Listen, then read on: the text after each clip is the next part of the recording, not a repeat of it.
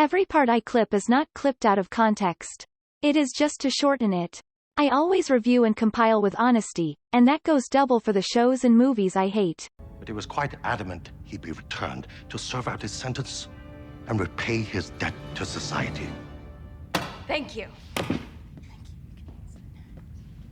So, you see, Emil Blonsky was forced out of his cell against his will. And even when offered instant freedom, he chose to return to his cell. These are not the actions of a criminal, but of a reformed man who truly wants to do the right thing. Don't, no.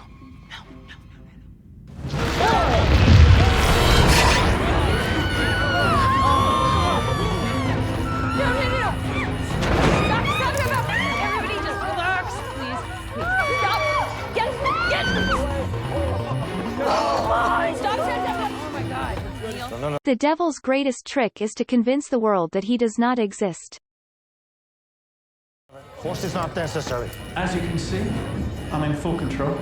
That's enough! Change back now! Down! Fine, it's fine. It's totally fine. Emil! Calm down. Here they are trying to show that evil is harmless and that it can be controlled. It can't. Okay, everybody calm down. We're good. Please, ladies and gentlemen, I beg you to forgive Mr. Blonsky's enthusiasm. In fact, this proves that in every instance, Mr. Blonsky could have broken free, but has chosen to remain in his cell. As his stellar prison record reflects, Mr. Blonsky spent his entire incarceration practicing a strict regimen of training and self-discipline so that he may walk among his fellow citizens with no chance of becoming a rampaging abomination again. He deserves a future as a free man and a productive citizen. I know some of you are thinking, how does Jigga Vega know this character is irredeemable and evil? Jigga is too Christian. Well, it's really simple. This actor is always the villain in everything he appears in. He is a great actor still. And as for Mr. Wong... Just Wong. The Sorcerer Supreme, master of the mystic arts, leader and former librarian of Kamatage. Yeah. You realize that you've just admitted to facilitating a prisoner escape, which is a crime. I must depart.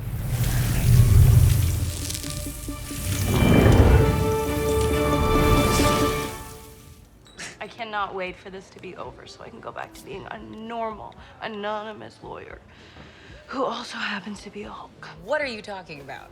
You see, the problem they created for Jen is that they wrote her as such an unlikable character that we only focus on her negative traits. There is nothing wrong with this scene, but right away all I thought was, again with the complaining. Miss Bukowski. Oh, yeah, no, you're gonna need that. Connecting the A and B story? Nice. How did you two work with him for so long?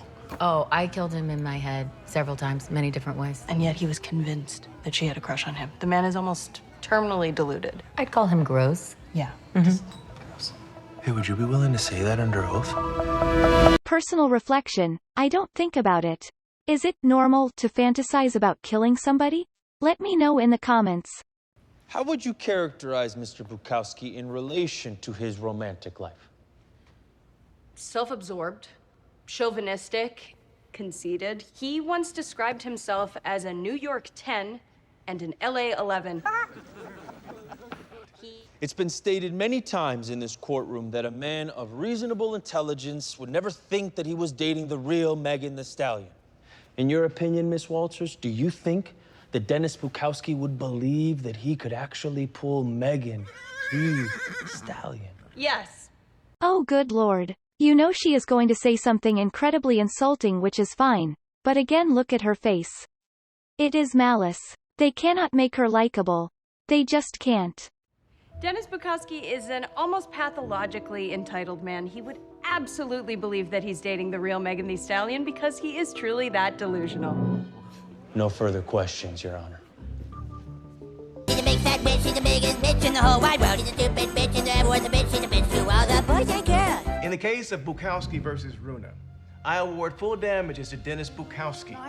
That's right. There's only one Megan Thee Stallion. You have a problem with me calling her a whore? She is. She is proud of it. She also got shot in her hoof by her ex-pimp.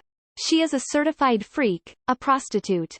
After reviewing his record, we hereby grant Mr. Blonsky's release on parole effective immediately.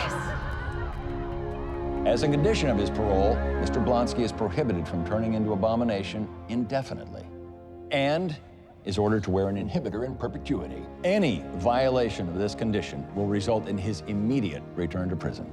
Here with us in the studio, the lawyer responsible for his release, She-Hulk. Yeah, my name's Jennifer Walters, not She-Hulk, and my client's name is Emil Blonsky, not the abomination.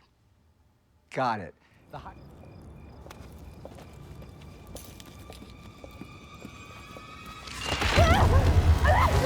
I got her!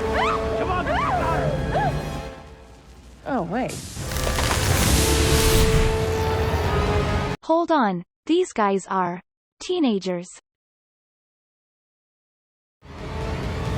Get off me. If you're gonna strut around showing off your powers, you better be able to back it up. When did I ever strut around and show off my powers? Okay, a group of men organizing around a single female. This does happen. I know a couple that have experienced it. But it almost feels like they are making light of it since this is the second time this happens to her and we are only on episode 3. All right, let's do this.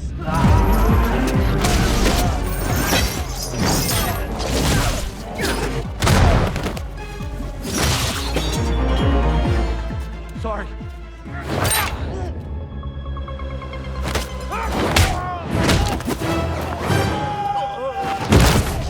Okay, bad idea, bad idea. Fall back. Go, go, go. Fall back.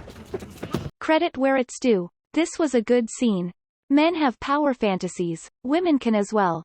Especially if it makes sense. She took them all on single-handedly as She-Hulk, not Jen. Galadriel is a Mary Sue. Hey, there's my new favorite client. Just your signature there. And then just initial. Good. And initials up here. Alright, since you have been waiting all this time and watching all my She-Hulk videos, here are a couple of wet-ass P-words. Sorry I had to mute the audio since it was garbage. WAP music.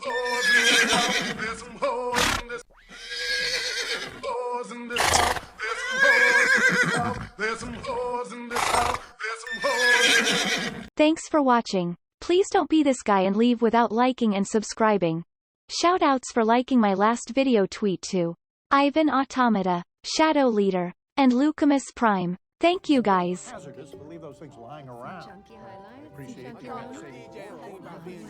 I wonder, all these people watching Jigga Vega's videos, are they leaving likes and subscribing? Of course they are. Wrong. That sucks.